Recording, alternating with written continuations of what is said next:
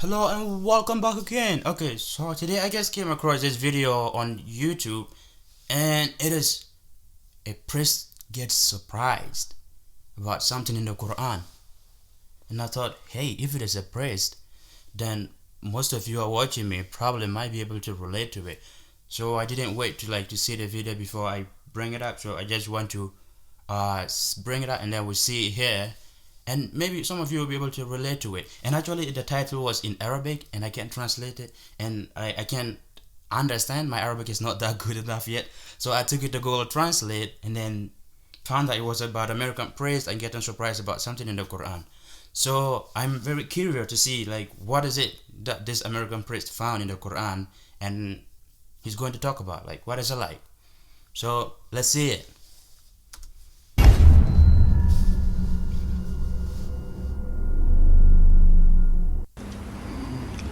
About 1977, I decided to have a look at the Quran. I never met a Muslim. I lived 100 kilometers from the nearest Muslim. See, what interested me was what non-Muslims said about Muhammad. There are books and books written about Muhammad that tell you, one thing we know for sure about this man, he had an outside source of information. Ooh. One book I've got says the Quran was written by a committee, because they've established so well that there's information in there that an Arabian shouldn't have known. He must have had someone from the outside bringing him this information. So they say, one thing we know for sure, he had an outside source of information. Now, he said this book was a revelation. So they say, you see, he was a liar. He got it from somewhere, he put it in a book, and he gave it to someone, telling him it was from God. He was a liar. Other people write books and books on the subject of Muhammad, and they say, one thing we know for sure, he thought he was a prophet. He was crazy. Because they look at his life very carefully, and they see episodes like, for example, when he hid in the cave with Abu Bakr. He was running from the whole city who wanted to kill him, and he hid in the cave, and when the Meccans came running up to the cave to kill them, what did he say to his friend? Did he tell him, see if you can find a back way out of the cave? What he told his friend was, relax. He was telling him, I see what you see, but he said, God is with us. God will save us. So people on that basis, they say, you see, he thought he was a prophet. He thought God was with him because he said things like that. He wasn't a liar. They never seem to realize that one man can't be both. So you can't be a liar and a crazy man at the same time. If you think that an angel gives the words of God in your ear, and somebody says, I have a question for you, what does God tell you about this thing? I want to hear an answer tomorrow. If you're a crazy man, if you think an angel whispers in your ear, then you don't sit up that night thinking, what will I tell him tomorrow? What can I find? Who knows the answer? You're crazy. You think the angel will tell you the answer. You don't go and look it up somewhere. You see, you can't be a liar and a crazy man at the same time. I think that's You can be one or the other, or neither, but you can't be both. And you see, I read two non-Muslim biographies of Muhammad. One was by Rodenson, who's an atheist, who hated the man.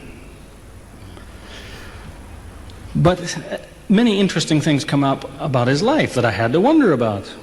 One story that's told is that when he was an older man, he had a son named Abraham. The son died when the child was 2 years old. The same day the boy died, there was an eclipse of the sun. The sky went dark. And the Muslims came running to their prophet and said, look, it's a miracle. Your child died and the sky went dark in sadness. It occurred to me, see, if he was a crazy man, he'd probably believe what they said. He'd probably think, yes, it's a miracle. My child died, the sky is dark. Yes, it's a miracle. If he was a crazy man. If he was a liar, he would have taken advantage of it. He would have said, yes, right, my child died, the sky is dark, you tell everyone, it proves I'm a prophet. It's a miracle. But what did he do? He became angry with the Muslims.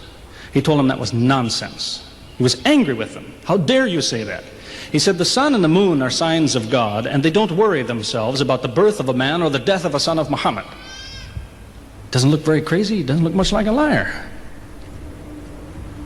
Now you have a third alternative, of course, which people tell you all the time. They say, no, he was not a liar. He was not a crazy man. He was deceived by the devil. Ooh. Deceived by the devil. This is a big one too. It's an interesting idea. But whatever you say, you better be ready to back it up. That's true, yeah. There's a lot of difficulties with that idea. For example, there is a verse in the Quran which tells the reader about a good habit to develop.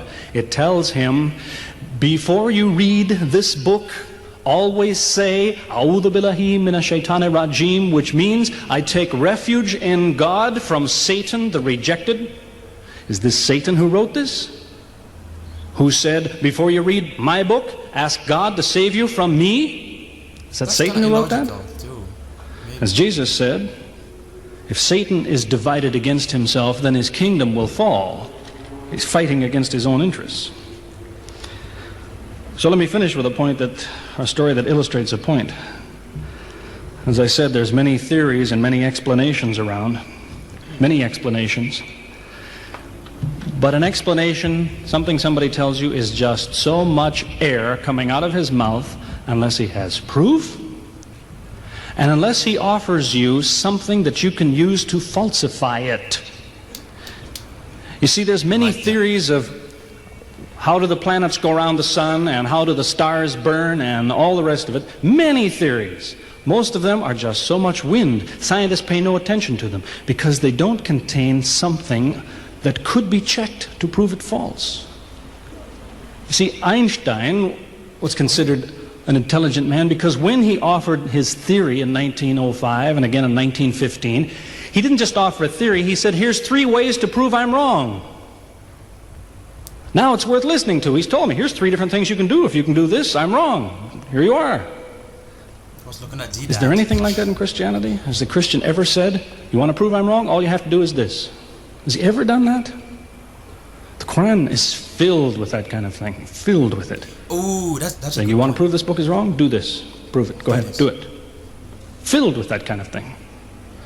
There's an example of it that made a big impression in its day, during the lifetime, 14 centuries ago, of the Prophet of Islam. You see, he had an uncle named Abu Lahab. That was his nickname, Abu Lahab. This man hated Muhammad. He hated anything the man said. He used to watch him going through the city, and if he saw him talking to someone, he waited till they split up. He'd go after the man he spoke to and take him and say, what did Muhammad tell you? Whatever it is, it's a lie. Did he tell you day? It's night. Did he say black? It's white. Exact opposite. Whatever he heard the Muslims say, he said the opposite. That was the way his mind worked. There's a little chapter of the Quran called Lahab, and it says about this man that he'll never change. It condemns him to hell, Jahannam.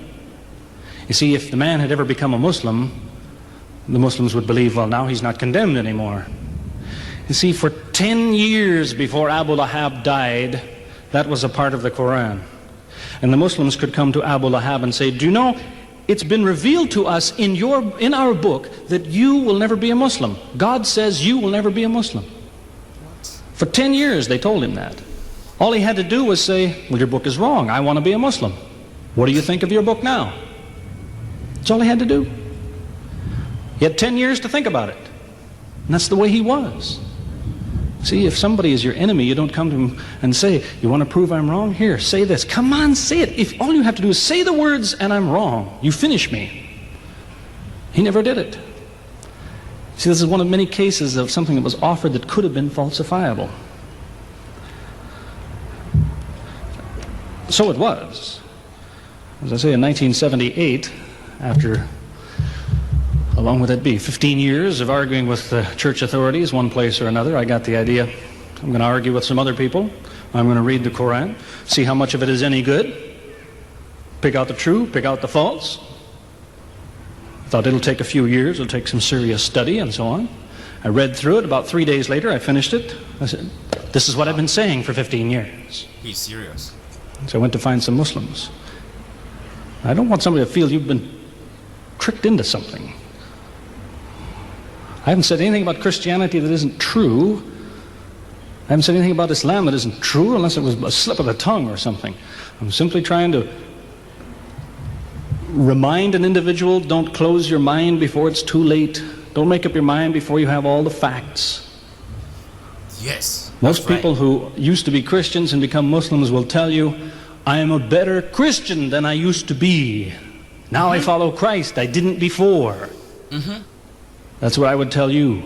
You have to ask enough questions. The Bible says Jesus told his disciples, when you greet one another, let your greeting be, peace be with you. He set the example, peace be with you. Who says that today?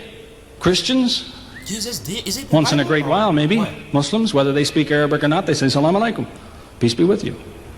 Jesus, when he prayed in the Garden of Gethsemane, put his forehead on the ground. Who prays like that, Christians or Muslims? Yeah? Jesus used to fast for more than a month at a time. Who fasts today?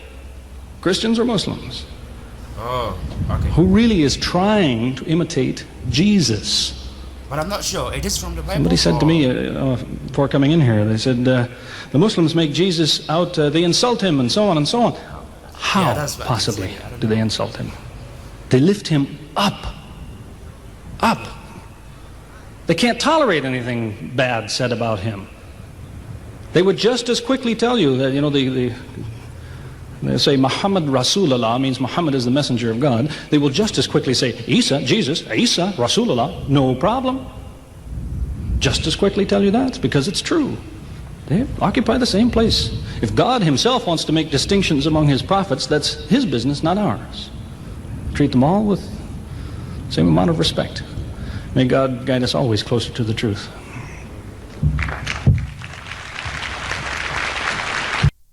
Wow. What would you guys say about this talk? And especially the last few minutes. I think you should. I don't know, I'm not a Christian, but like, you the Christians, is it in the Bible like that? Like that Jesus prayed with his forehead down and he said when you greet each other, you say peace be upon you, like the way the Muslims do, and he fast for, I don't know. If that is in the Bible, that would be interesting to know, like how that one is and how it is expressed, but because I know that Christians don't do it today, right? That was really interesting though. And if you would leave with one thing, I would say you should take the like, I'm going to like just make it in two ways, but he was trying to say at one point that if somebody is telling you something, don't close your mind before like you like open your mind and then learn enough before it is too late. Because I hear people always have this concept that no, they have found everything, no, they've encountered the Lord and they've done this, and Muslims are like no, I know Christians are lying because I think Islam is the one and only truth. Dude, you just have to ask enough questions. Like is it Mark Zuckerberg? He said that if you're innovating, you're not breaking things, that means you're not innovating enough. You have to be breaking things and fixing them on the way. But I think that was a very good one. Let me know what you think about this, and given to the fact that he was a Christian, he was so curious, he was just looking into it, and we have the opposite too, like Nabil Qureshi, who did like a similar thing and he became a Christian. So it's kind of different, like everybody with their opinions. But also, actually, one thing he said too that I think would be good that we take good note is the Quran has examples, like it has verses telling you that if you think this book is a lie, do this. One example of those things is like if you think this book is wrong or this book is made up by a crazy man or a liar, write the same thing, something similar to it, and prove that, oh, this one is wrong. Anybody can write it.